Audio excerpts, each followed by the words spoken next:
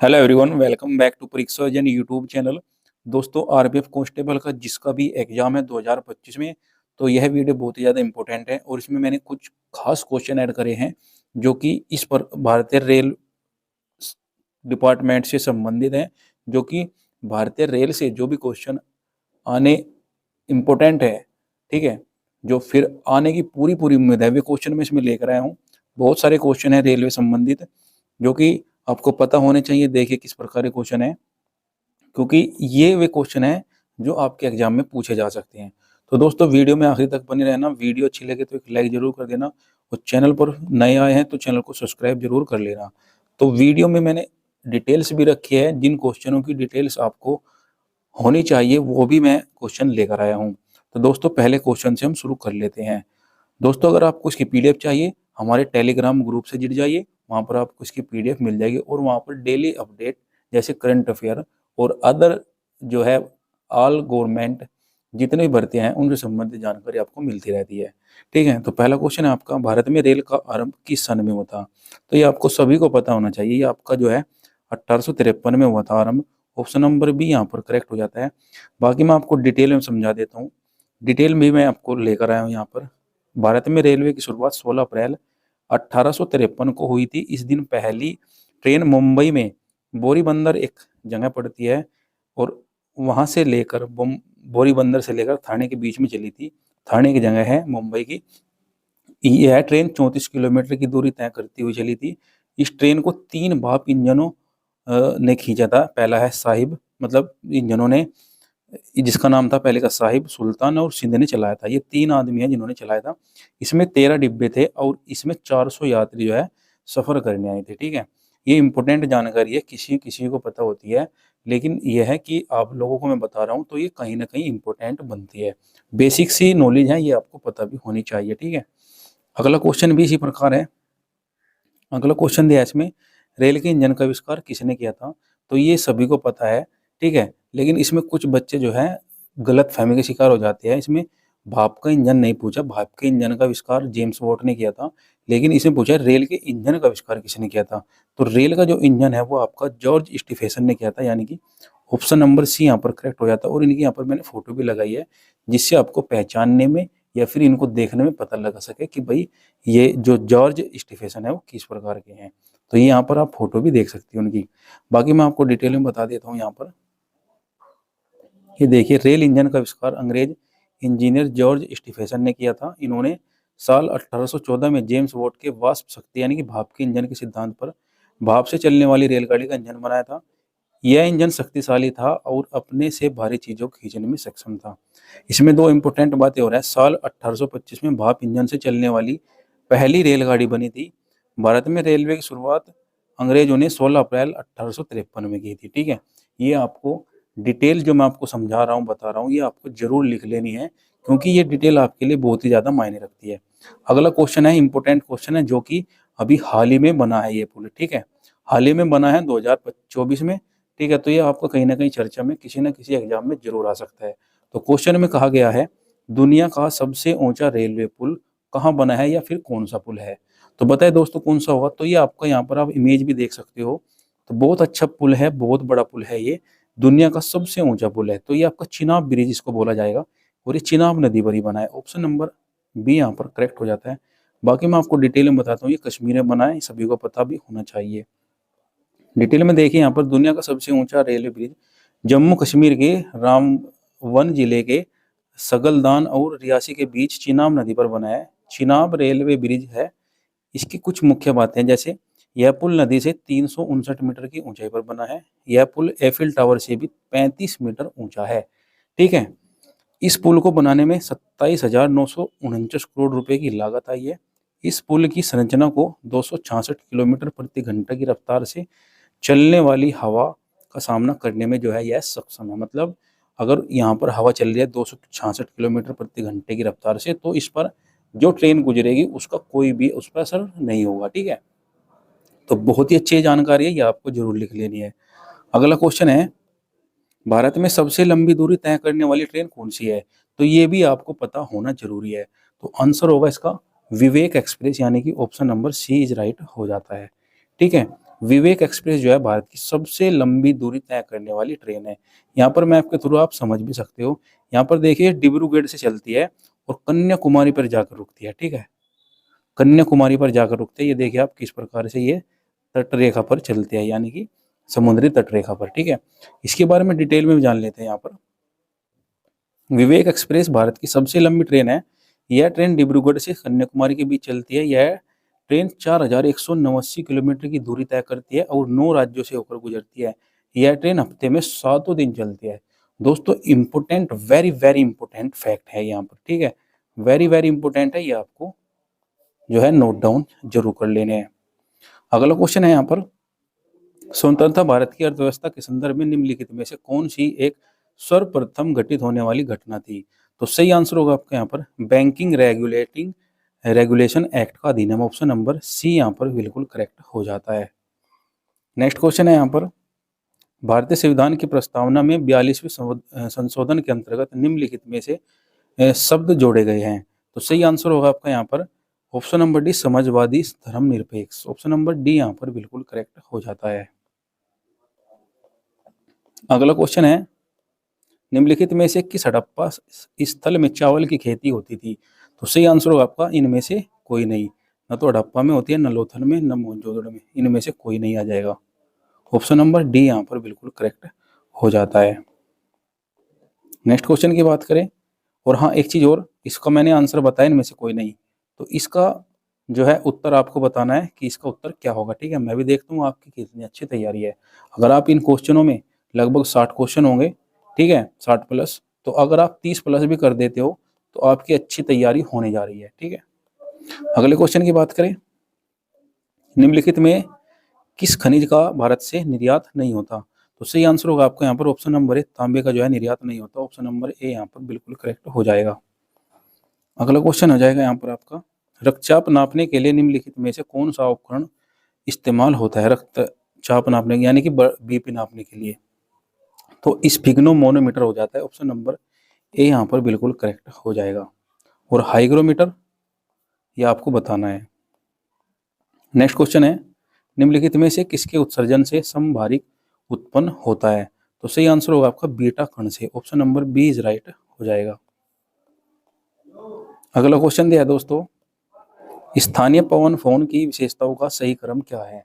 तो इसमें आपको सही क्रम बताना है। तो इसमें सही आंसर होगा आपका, पहले तो फर्स्ट आ जाएगा यह गर्म है, ये तो सभी को पता है, तो फर्स्ट सभी में है। उसके बाद में आ जाएगा यहाँ पर सेकंड वह आर्द्र है, ये भी सही है, तो सेकंड कहीं में सेकंड डी ऑप्शन कट गया, बचे 3 ऑप्शन। उसके बाद बात करते हैं, ये भी नहीं होगा, ये हो जाएगा, यानी कि 1 2 4 1 2 4 1 2 4, ऑप्शन नंबर सी राइट हो जाता है, ठीक है। ऑप्शन नंबर सी यानी कि पहला, दूसरा और तीसरा, ठीक है, ऐसे आ जाएंगे। नेक्स्ट क्वेश्चन है, मीर कासिम द्वारा ईस्ट इंडिया कंपनी को दी जाने वाली जिम्मेदारियों में निम्नलिखित में से कौन सी सम्मिलित नहीं थी? तो आंसर होगा यहाँ पर 24 परगना, ऑप्शन नंबर ए यहाँ पर करेक्ट होगा। बाकी सभी थी वर्धमान, चटगांव और मिदनापुर। नेक्स्ट क्वेश्चन है, कलिंग युद्ध से अशोक प्रभावित हुआ था, इसका पता किससे लगता है? तो इसका पता किससे लगता है दोस्तों? ऑप्शन नंबर सी, ये शिलालेख में लिखा हुआ है। ऑप्शन नंबर सी राइट हो जाता है। नेक्स्ट क्वेश्चन की बात करें, आकाशीय गंगा के चारों ओर एक पूरा चक्कर लगाने में सूर्य को कितना समय लगता है? तो ये आपका एक ब्रह्मांडीय वर्ष लगता है, यानी कि ऑप्शन नंबर डी यहाँ पर बिल्कुल करेक्ट हो जाता है। अगला क्वेश्चन होगा, पाल शासकों के किसके साथ घनिष्ठ सांस्कृतिक संबंध है? तो आंसर होगा ऑप्शन नंबर बी, तिब्बत के। Option number B is right हो जाता है। नेक्स्ट क्वेश्चन है, भारतीय संविधान के निम्नलिखित में से किस अनुच्छेद के अंतर्गत केंद्र सरकार राज्य सरकारों को योजना सहायता प्रदान करती है? तो सही आंसर होगा आपका यहाँ पर 275, आर्टिकल 275 में, ठीक है। अगला क्वेश्चन है, सुनामी नामक विशाल समुद्री तरंग किसके कारण उत्पन्न होती है? आंसर होगा यहाँ पर भूकंप के कारण, यानी कि ऑप्शन नंबर ए यहाँ पर बिल्कुल करेक्ट हो जाएगा। दोस्तों जिस प्रकार के मैं क्वेश्चन करा रहा हूँ हूबहू जो है एग्जाम में ऐसे ही क्वेश्चन देखने को मिलेंगे आपको, तो प्लीज वीडियो को एक लाइक जरूर कर देना। चैनल पर नए आए हैं तो चैनल को सब्सक्राइब जरूर कर लेना, ठीक है।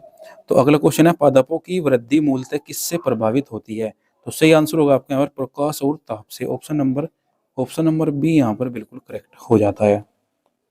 नेक्स्ट क्वेश्चन की बात करें, लॉर्ड लिंटन द्वारा गृहीत वर्नाकुलर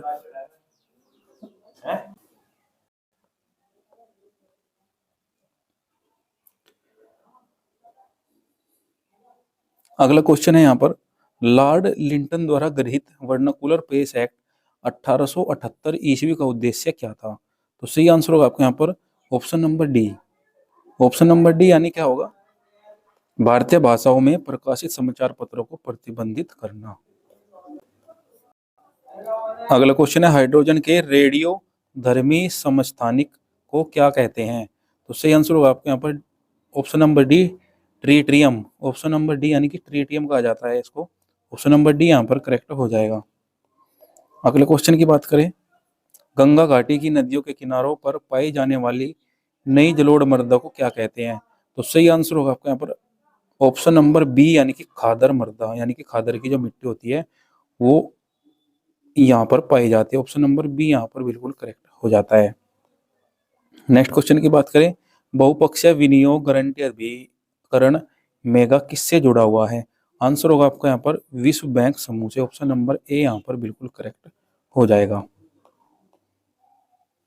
अगला क्वेश्चन है, जब कोई उपग्रह पृथ्वी का चक्कर लगाता है तब उस पर निम्नलिखित में कौन सा बल कार्य करता है? तो आंसर होगा आपका यहाँ पर ऑप्शन नंबर ए, पृथ्वी के उपग्रह के बीच गुरुत्वाकर्षण बल होता है। ऑप्शन नंबर ए यहाँ पर बिल्कुल करेक्ट हो जाएगा। दोस्तों वीडियो को लाइक भी करके चलना है, क्योंकि वीडियो बहुत ही ज़्यादा जो है इम्पोर्टेंट रहने वाली है आप लोगों के लिए, और हम आपके लिए बहुत ही ज़्यादा अच्छा कंटेंट लेकर आते हैं जीके का, और आपके लिए ही मेहनत की जा रही है। तो एक लाइक तो जरूर बनता है, और चैनल को भी सब्सक्राइब जरूर कर ले जो भी नया है, ठीक है। और इसकी अगर पीडीएफ चाहिए, नीचे डिस्क्रिप्शन में लिंक दिया टेलीग्राम का, वो ज्वाइन करिए, वहाँ पर आपको सभी चीज़ें मिल जाएंगी।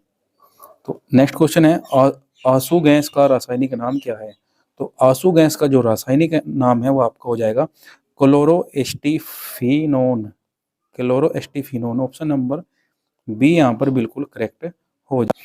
और इसमें एक अन्य जानकारी हो रहा है, जैसे ये गैस होती है ये आपका हथियार बनाने में काम आती है, जिससे ये आंखों पर वार करती है, ठीक है। आंखों पर वार करती है, इसलिए इसको हथियार बनाने में काम में लिया जाता है आंसू गैस को।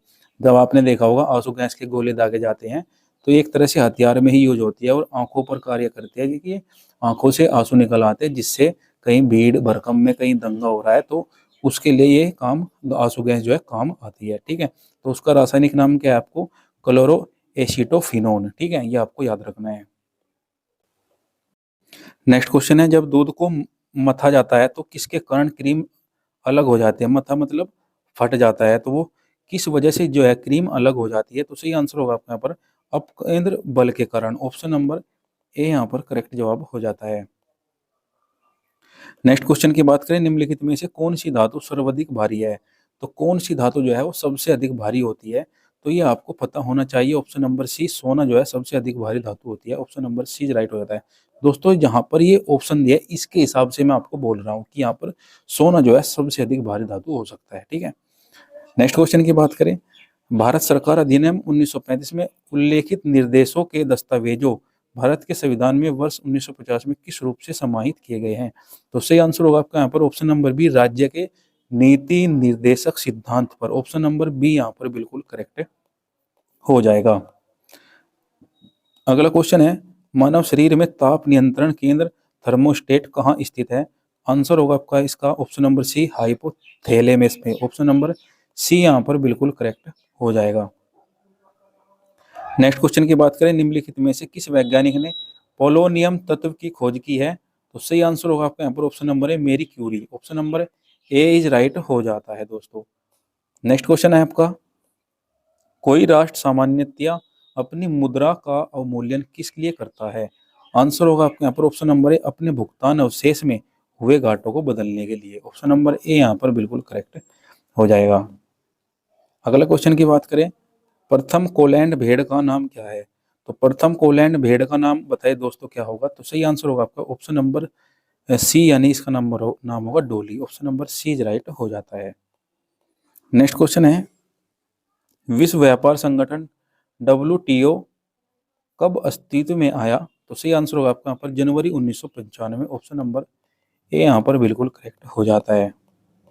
अगले क्वेश्चन की बात करें, निम्नलिखित में पादप वृद्धि हार्मोन कौन सा है? तो पादप वृद्धि हार्मोन आपका ऑप्शन नंबर सी में जाएगा, यानी कि ऑक्सीन में। Option number C is right हो जाएगा। अगला क्वेश्चन है, पुस्तक अनहैप्पी इंडिया निम्नलिखित में से किसने लिखी? आंसर होगा आपके यहाँ पर Lala Lajpat Rai. Option number A. Option number A यहाँ पर बिल्कुल करेक्ट हो जाएगा। अगला क्वेश्चन है, निम्नलिखित में से कौन वित्त आयोग की प्रत्येक अनुशंसा को संसद के सदन में रखने के लिए बाध्य कर सकता है? तो आंसर होगा आपका यहाँ पर ऑप्शन नंबर ए, भारत के राष्ट्रपति। भारत के राष्ट्रपति ही यह कार्य कर सकते हैं। Option number A is right हो जाता है। अगला क्वेश्चन है, निम्नलिखित में से किसने एक सिनेमा घर नामक संग्रहालय का निर्माण किया है? तो सही आंसर होगा आपको यहाँ पर option number B, M.F. Husain ने। Option number B is right हो जाएगा। दोस्तों वीडियो को लाइक भी जरूर करते चले, और चैनल पर जो भी नया है तो चैनल को प्लीज सब्सक्राइब जरूर कर ले और अपने दोस्तों में शेयर जरूर कर दे। नेक्स्ट क्वेश्चन है, भारत के किस राज्य में वाणिज्य बैंकों की शाखाएं सर्वाधिक है? तो भारत के किस राज्य में वाणिज्य बैंकों की सबसे शाखाएं जो है सबसे अधिक है? आंसर बताइए क्या होगा? ऑप्शन नंबर बी, यानी कि उत्तर प्रदेश, जिसे हम यूपी भी कहते हैं। ऑप्शन नंबर बी यहाँ पर बिल्कुल करेक्ट हो जाएगा। नेक्स्ट है, तेजस क्या है? तो तेजस क्या है ये आपको बताना है। तो आंसर होगा आपका यहाँ पर ये एक लड़ाकू विमान है। ऑप्शन नंबर बी यहाँ पर बिल्कुल करेक्ट हो जाएगा। नेक्स्ट क्वेश्चन की बात करें, बैंक नोट प्रेस कहाँ स्थित है? तो बैंक जहाँ पर छपते हैं उसका नाम बताना है। तो सही आंसर होगा आपका यहाँ पर ऑप्शन नंबर बी, ये देवास में छपते हैं। ऑप्शन नंबर बी यहाँ पर बिल्कुल करेक्ट हो जाएगा। ठीक है,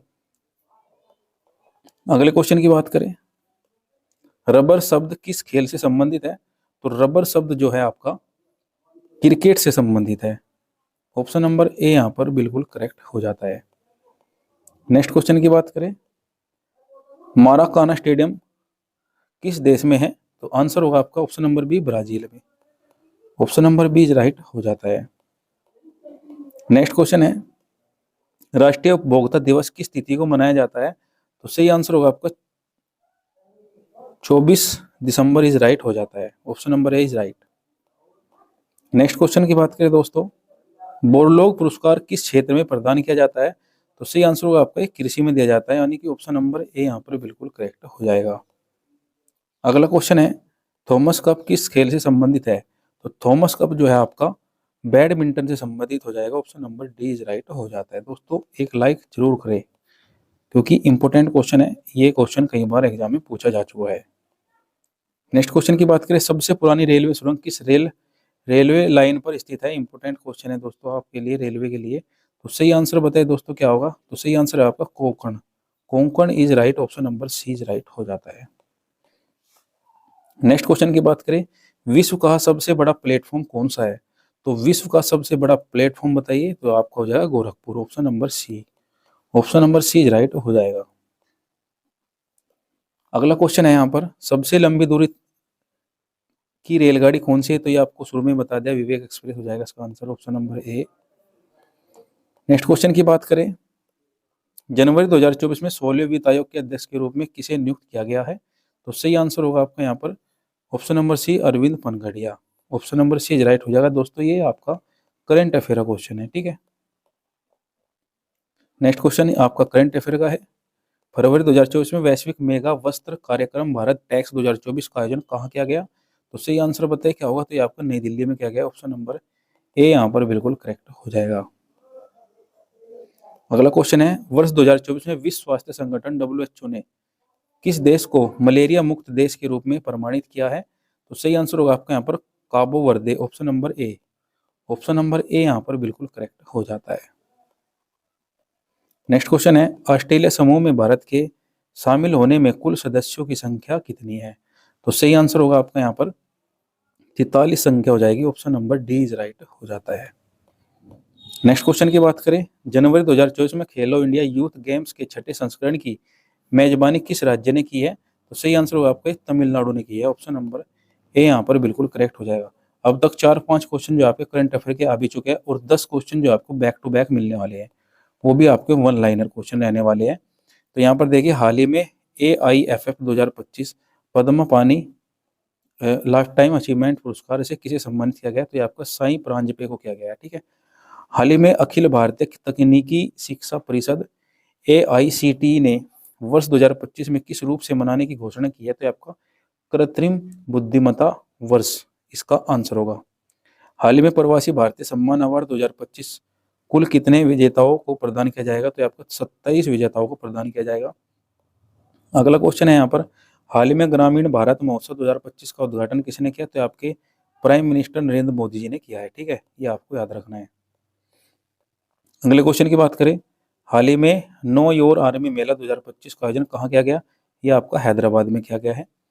हाल ही में पंचायत से संसद कार्यक्रम के दूसरे चरण का उद्घाटन किसने किया, तो आपका ओम बिरला ने किया है। नेक्स्ट क्वेश्चन होगा, हाल ही में भारत के पहले जैविक मत्स्य पालन क्लस्टर का शुभारंभ कहाँ किया गया, तो आपका सिक्किम में किया गया दोस्तों। ठीक है। अगले क्वेश्चन की बात करें, हाल ही में भारत में ह्यूमन मेटान्यूमो वायरस, ये आपका अभी अभी आया है, HMPV जिसको बोलते हैं, हम ह्यूमन मेटा न्यूमो वायरस के मामले की पुष्टि किस राज्य में की गई, तो आपका कर्नाटक में की गई है। यह आपका चीन से चला है। ठीक है, ये आपका चाइना से चला है, और आपका जो पहला केस मिला है आपको कर्नाटक में मिला है। ये आपका 7 जनवरी का आपका जो है करंट अफेयर का क्वेश्चन है। ठीक है। हाल ही में हर घर लखपति अरंडी योजना की शुरुआत किसने की है, तो आपका भारतीय स्टेट बैंक ने की है। नेक्स्ट और आखिरी क्वेश्चन, हाल ही में 13वीं शताब्दी के संत नरहरि तीर्थ की 3 फुट ऊंची मूर्ति कहाँ मिली, तो आपका विशाखापट्टनम में मिली है। दोस्तों वीडियो का वेटेज आप देख सकते हो किस प्रकार से बनाया गया है। वीडियो अच्छी लगे तो एक लाइक जरूर कर देना, कमेंट भी जरूर करना बता के कि कैसी लगी वीडियो, और जो भी नया चैनल पर आया है तो प्लीज़ चैनल को सब्सक्राइब जरूर करके जाए और बेल आइकन को प्रेस कर ले, ताकि आने वाली वीडियो को नोटिफिकेशन आपके पास सबसे पहले पहुंचे। ठीक है। और जब तक आपका RPF railway protection police force का एग्जाम नहीं हो जाता है, तो हम आपको ऐसे ही अच्छा अच्छा कंटेंट देते रहेंगे। और नीचे मैंने डिस्क्रिप्शन में प्ले लिस्ट सेव कर दी है, या फिर प्ले लिस्ट जाकर आप चैनल पर देख सकते हैं। पूरी वीडियो क्रम वाइज आपको वहाँ पर मिल जाएगी। ठीक है दोस्तों, मिलते हैं नेक्स्ट वीडियो में, तब तक के लिए धन्यवाद।